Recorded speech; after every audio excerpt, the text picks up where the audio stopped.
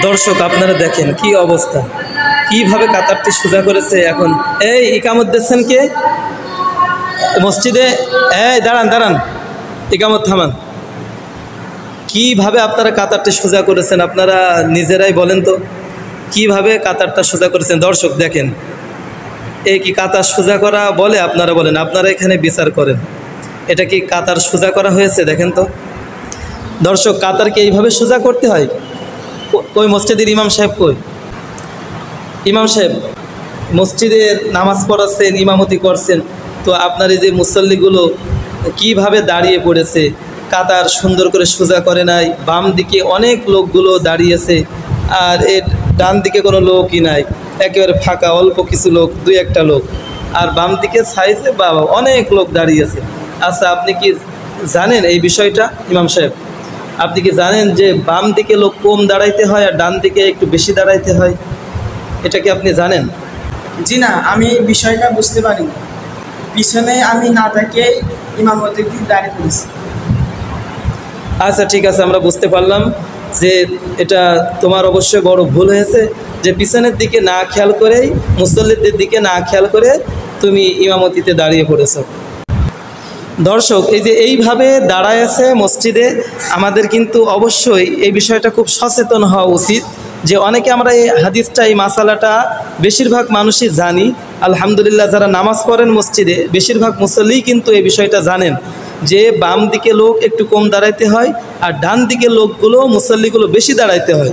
অথচ আমরা সবথেকে বেশি একটা ভুল করি মুসল্লিরা, যে তাড়াহুড়া করে অনেক সময় পিছনে নামাজ পড়তে আসে কিছু মুসল্লি, তারা এসে বাম দিকে সুযোগ পেয়ে বাম দিকে দাঁড়িয়ে যায়, তারা তাড়াতাড়ি এসে বাম দিকে দাঁড়িয়ে যায়, আবার এদিকে ডান দিকে তারা দাঁড়াইতে চায় না।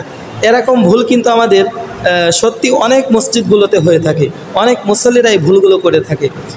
সম্মানিত প্রিয় দর্শক, আজকে শুধু আপনাদের বোঝানোর উদ্দেশ্যে ভিডিওটা করলাম যে এইভাবে যদি আমরা দাঁড়াই তাহলে কিন্তু আমাদের নামাজ পরিপূর্ণ আল্লাহ তাআলা কবুল করবেন না। প্রিয় দর্শক, আমরা আরেকটা ভুল করে থাকি নামাজের মধ্যে কাতার সোজা করার খাতিরে, যে অনেক মুসল্লি এসে মসজিদে একসাথে গা ঘেঁষে দাঁড়ায় না। এই যে দেখেন, এই যে এইভাবেই কিন্তু অনেক মুসল্লিগুলো দাঁড়িয়ে থাকে, যে মাঝখানে ফাঁকা জায়গা রেখে তারা দাঁড়িয়ে পড়ে নামাজের জন্য। অথচ একসাথে মিলিয়ে, এই যে বাচ্চা, এই তোমরা একসাথে মিলিয়ে দাঁড়াও তো, দুইজন একসাথে মিলিয়ে দাঁড়াও। অথচ এই যে এইভাবে মিলিয়ে মিলিয়ে দাঁড়াইতে হয়, এটা অনেকেই বোঝে না। মিলিয়ে দাঁড়াও দর্শক, এই যে আপনাদেরকে বুঝাইতে পারছি, এইভাবে মিলিয়ে মিলিয়ে আমাদের কাতার সোজা করতে হবে।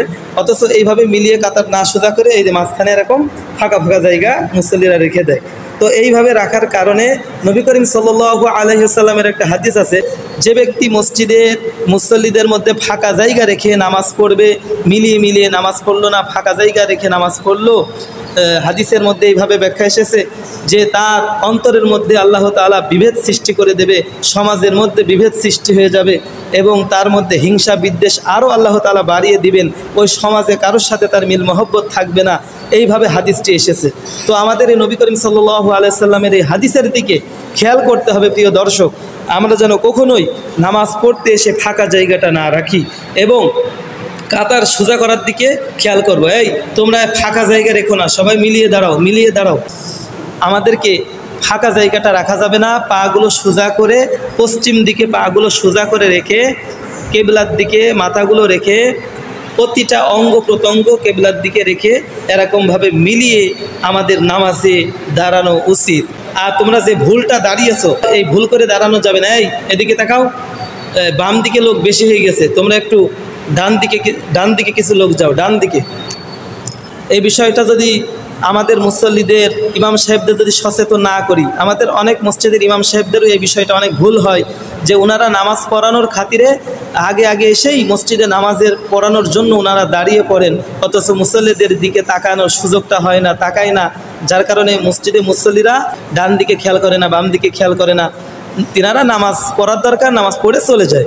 অথচ আমাদের উচিত নামাজ পড়ার সময় ডান দিক বাম দিক অত্যন্তভাবে খেয়াল করা। কারণ নবী করিম সাল্লাল্লাহু আলাইহি ওয়াসাল্লামের আরেকটি হাদিস আছে, যে ব্যক্তি ডান দিকে কাতার সোজা করার জন্য আগ্রহী হলো এবং ডান দিকে দাঁড়াইলো, তো সর্বপ্রথম ফেরেশতারা সওয়াব নিয়ে আসে ডান দিকের লোকদের উপরে, এরপরে বাম দিকের লোকদের উপর, প্রথম কাতারের উপর রহমত ঢালার পরে দ্বিতীয় কাতারে রহমত আসে, এরপরে তৃতীয় কাতারে রহমত আসে, এরপরে চতুর্থ কাতারে রহমত আসে, এইভাবে রহমত আসতে থাকে। এই হাদিসের মধ্যে এসেছেন যে ফেরেশতারা রহমত নিয়ে আসে প্রথম ডান দিক বাসীদের জন্য, এরপরে বাম দিকদের জন্য।